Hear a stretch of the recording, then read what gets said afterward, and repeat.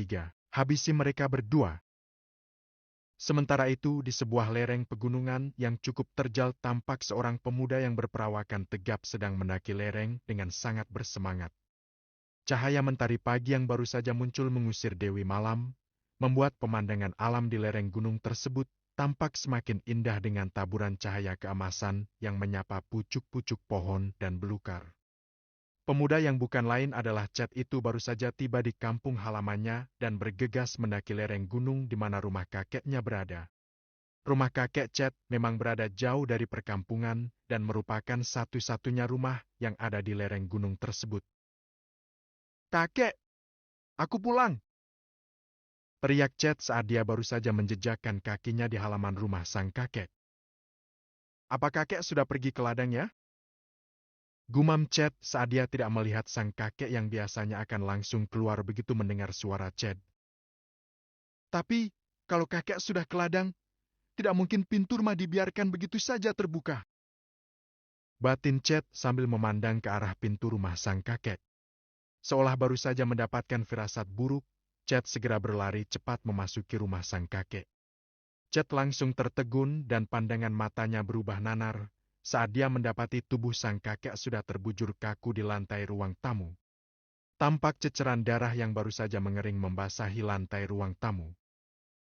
"Kakek!" teriak Chad sambil berlari menubruk jasad sang kakek yang sudah dingin.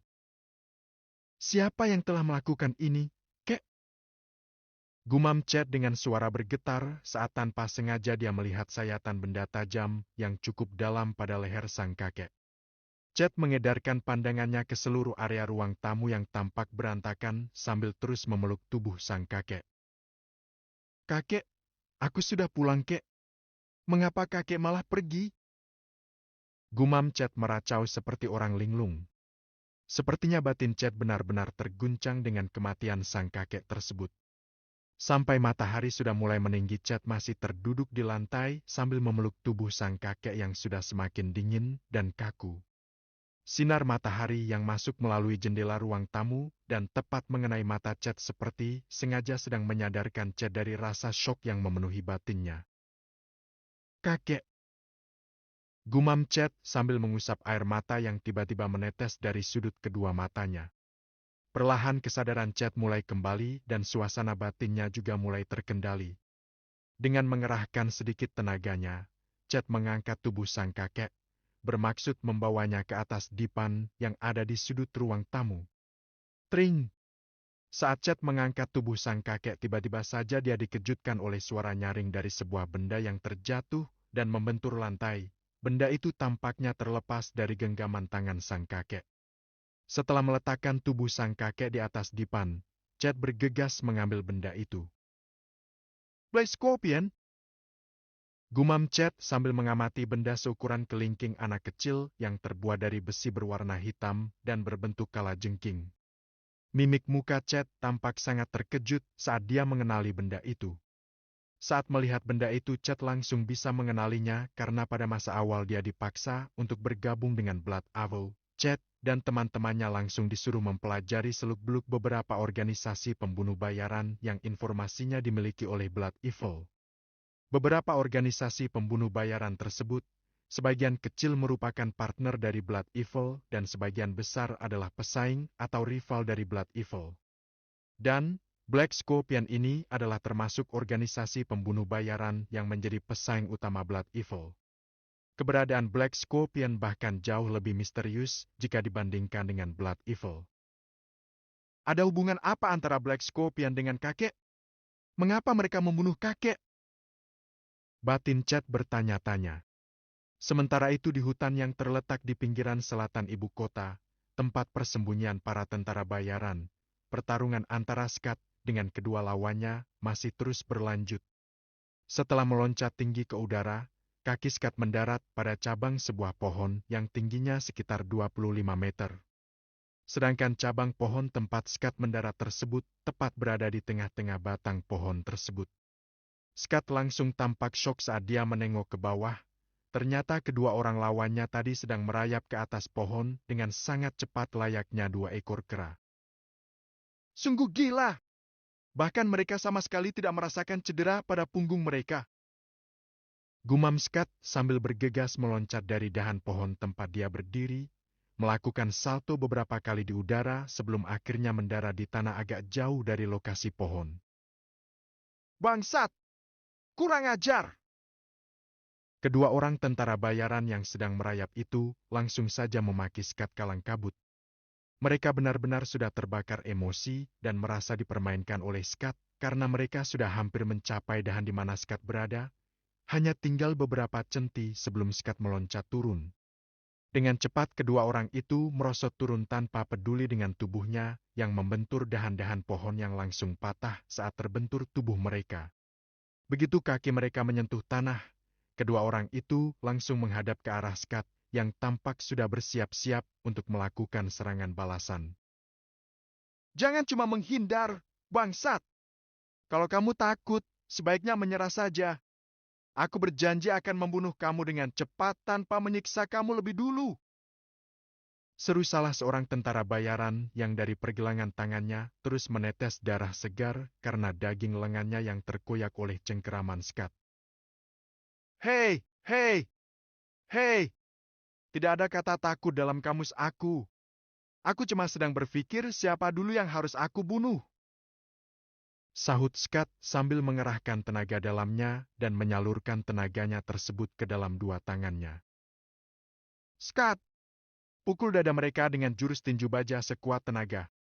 Tubuh mereka saat ini memang sudah mulai kebal tetapi organ dalam mereka tidak. Tiba-tiba saja Scott mendengar suara Brian yang samar-samar masuk ke dalam telinganya. Di mana kamu, Brian? Bisik Scott yang merasa terkejut saat mendengar suara Brian yang dia pikir sedang berada di dalam tenda para tentara bayaran. Meski Scott belum memiliki ilmu mengirim suara seperti Brian dan Sean, tetapi dia yakin jika Brian pasti bisa mendengar suaranya meski dia berbicara secara normal. Aku sedang menonton kamu bertarung. Cepat bereskan mereka. Nanti aku jelaskan. Kembali Scott mendengar sayup-sayup suara Brian memasuki telinganya. Oke, sahut Scott. Kamu sedang merapal mantra ya? Dari tadi komat kami tidak jelas. Teriak seorang tentara bayaran sambil menerjang ke arah Scott dan melayangkan tendangan keras ke arah perut Scott. Scott sengaja tidak menghindari serangan tendangan tersebut. Dengan menggunakan jurus cakar harimau, tangan Scott bergerak secepat kilat menangkap pergelangan kaki yang sedang terayun keras ke arah perutnya tersebut. Kap! Begitu pergelangan kaki lawan berhasil dia cengkeram, Scott segera mengerahkan tenaga dalam dan memperkuat cengkeramannya, bermaksud untuk merobek kulit dan daging kaki lawannya tersebut. Hah? Ternyata Brian benar. Jari-jari aku sama sekali tidak mampu menembus kulit orang ini. Ilmu apa yang dimiliki oleh orang ini sebenarnya? Gumam Scott sambil melemparkan kaki lawannya ke atas dengan sekuat tenaga. Tubuh lawan Scott langsung terlontar ke udara hingga beberapa meter, dan saat tubuhnya meluncur turun, dia segera melakukan salto dan akhirnya bisa mendarat di tanah dengan kedua kakinya lebih dulu. Hei, hei, hei! Kamu mulai panik ya? Kamu tidak akan mungkin bisa melukai tubuhku. Dan saat kamu mulai kelelahan, tenagaku bahkan akan semakin bertambah kuat. Ucap lawan Scott begitu kedua kakinya menyentuh tanah. Begitu ya? Coba kamu tahan serangan aku ini. Sahut Scott. Hayat! Sambil berteriak keras, Scott menerjang ke arah lawannya. Dia langsung menyerang ke arah dada si tentara bayaran dengan menggunakan jurus tinju baja. Melihat datangnya serangan, lawan Scott segera menyilangkan kedua tangan di depan dadanya. Bih! Hag! Terdengar suara tertahan saat tinju Scott menghantam lengan si tentara bayaran. Saking kerasnya benturan, tubuh si tentara bayaran langsung terlempar ke belakang sampai beberapa meter sebelum akhirnya berhenti setelah menabrak batang pohon besar. Bruk! Tubuh lawan Scott langsung merosot dan terkulai jatuh ke tanah setelah punggungnya membentur batang pohon tersebut. Mata Scott kembali terbelalak saat dia melihat tubuh yang sudah ambruk di tanah itu tiba-tiba saja bangkit secara perlahan.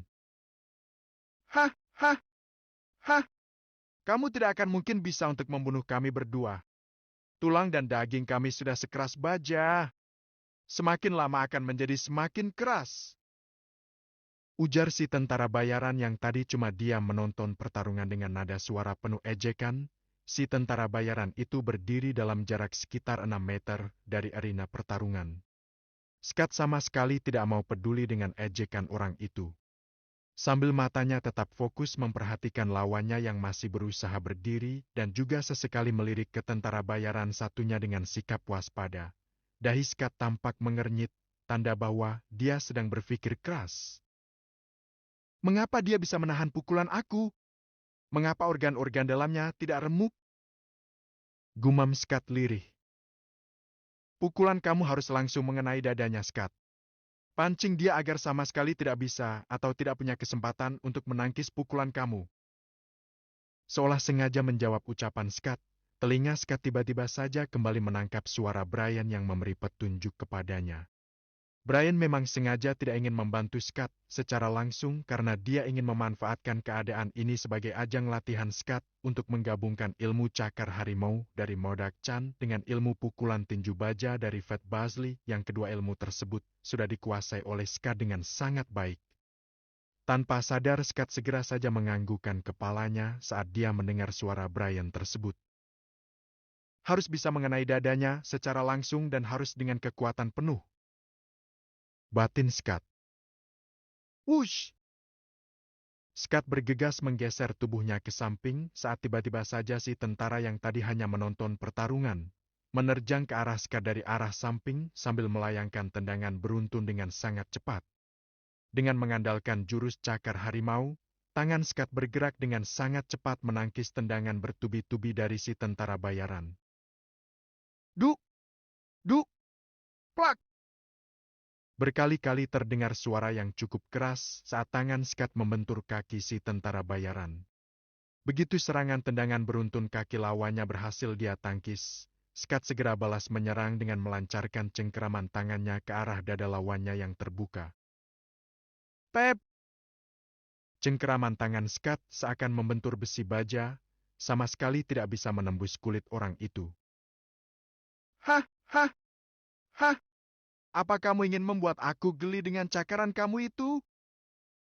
Ujar lawan Scott sambil tertawa ngakak. Dengan penuh rasa percaya diri, si tentara bayaran bahkan sengaja membiarkan bagian depan tubuhnya terbuka setelah dia yakin jika cakaran jari-jari tangan Scott tidak mampu melukai dirinya. Scott tidak ingin menyia-nyiakan kesempatan. Dia segera menarik tangannya dan merubah cengkeramannya menjadi pukulan yang langsung dia lontarkan sekuat tenaga ke arah dada lawannya. Bih! Argah! Si tentara bayaran langsung menjerit keras saat pukulan tinju baja Scott tepat menghajar dadanya. Tubuh si tentara bayaran terlempar dengan keras dan baru berhenti setelah menabrak pohon besar yang daunnya sampai rontok saking kerasnya benturan. Tubuh si tentara bayaran terlihat ambruk ke tanah dengan darah segar, tampak mengalir dari mulut, hidung, dan telinganya. Ternyata pukulan Scott benar-benar telah berhasil menghancurkan organ dalam lawannya yang menyebabkan si tentara bayaran langsung tewas seketika. Kak, kamu telah membunuh temanku? Ucap tentara bayaran satunya. Matanya terbelalak, memandang tak percaya pada tubuh temannya yang sudah tidak bernyawa lagi. Bangsat! Aku bunuh kamu! Teriak si tentara bayaran satunya sambil menerjang Scott dengan pukulan dan tendangan secara bertubi-tubi, semakin lama semakin cepat.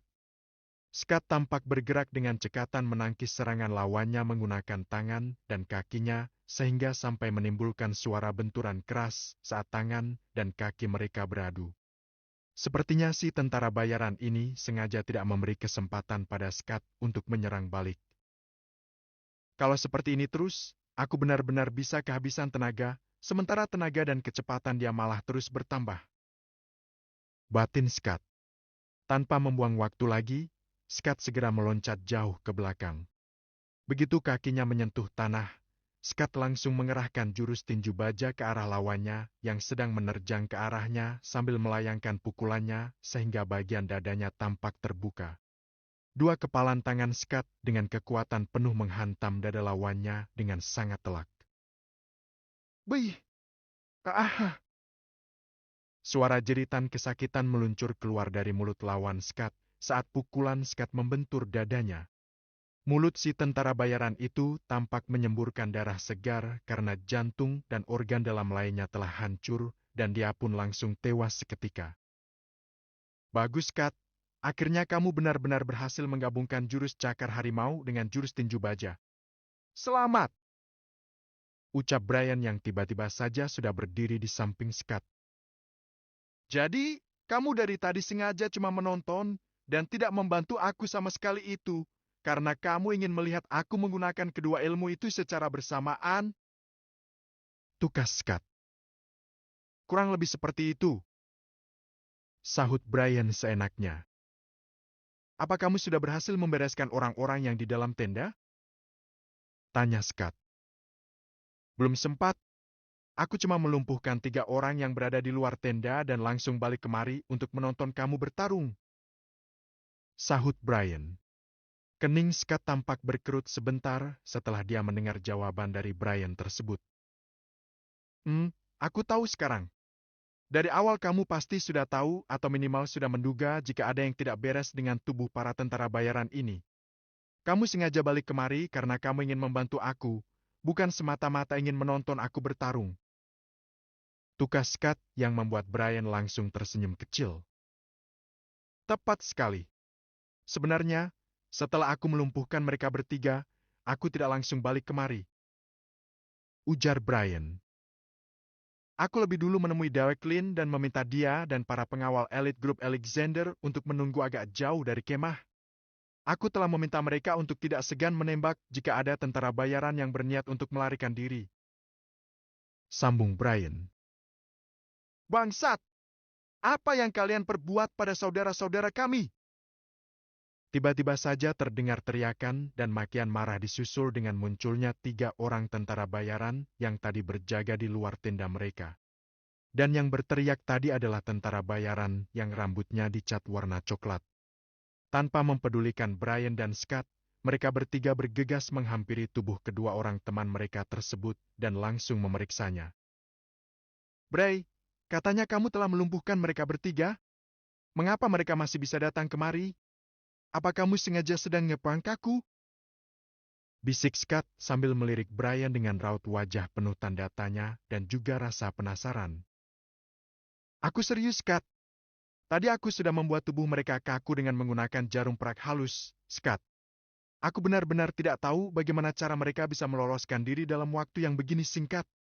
Harusnya tubuh mereka akan terus kaku selama 2 jam." Sahut Brian, bingung bercampur heran. Sepertinya kita memang harus bekerja keras hari ini, Brian," tukas Scott. "Baguslah kalau begitu. Sudah lama aku tidak meregangkan otot-otot tubuhku," sahut Brian seenaknya. Sementara itu, raut wajah si tentara bayaran berambut coklat yang sedang berjongkok di samping tubuh temannya yang ternyata sudah menjadi mayat, tampak menegang. "Bagaimana mungkin mereka berdua bisa membunuh 2 orang anak buahku ini?" Gumam si rambut coklat tampak seperti tidak bisa mempercayai kenyataan di depannya. Si tentara bayaran yang berambut coklat itu bergegas berdiri dan langsung menghadap ke arah Brian dan Scott, diikuti oleh kedua orang temannya. "Bunuh mereka berdua!" teriak si rambut coklat sambil menembakkan senapan mesin di tangannya ke arah Brian dan Scott dan langsung diikuti oleh kedua orang anak buahnya. "Berhenti!" teriak si rambut coklat saat menyadari jika mereka sedang menembaki tempat kosong karena Brian dan Scott sudah lenyap dari hadapan mereka. "Bangsat! Kabur kemana mereka?" umpat si rambut coklat sambil mengedarkan pandangannya. Sementara itu, di puncak sebuah pohon yang berjarak hanya beberapa meter dari tempat mereka tadi berdiri, tampak Brian dan Scott sedang berdiri pada cabang pohon yang tertutup rimbunnya daun. giliran kamu untuk menonton aku mempraktekkan jurus tinju baja, Scott. Jurus ini bisa sangat efisien jika digunakan dengan tepat. Perhatikan baik-baik, ucap Brian. Tanpa menunggu tanggapan Scott, tubuh Brian sudah berkelibat lenyap dari samping Scott, dan tahu-tahu sudah berdiri di depan 3 orang tentara bayaran. 3 orang tersebut tampak tertegun dengan kemunculan Brian yang begitu tiba-tiba. Kalian mencari aku, ucap Brian. Tanpa menunggu respon dari 3 orang itu, Brian segera memukul mereka dengan menggunakan jurus tinju baja yang dilandasi dengan tenaga inti dingin. Tubuh ketiga orang itu langsung terlempar tanpa sempat menyadari apa yang baru saja terjadi. Bab ke-464. Mengapa kamu tidak bilang?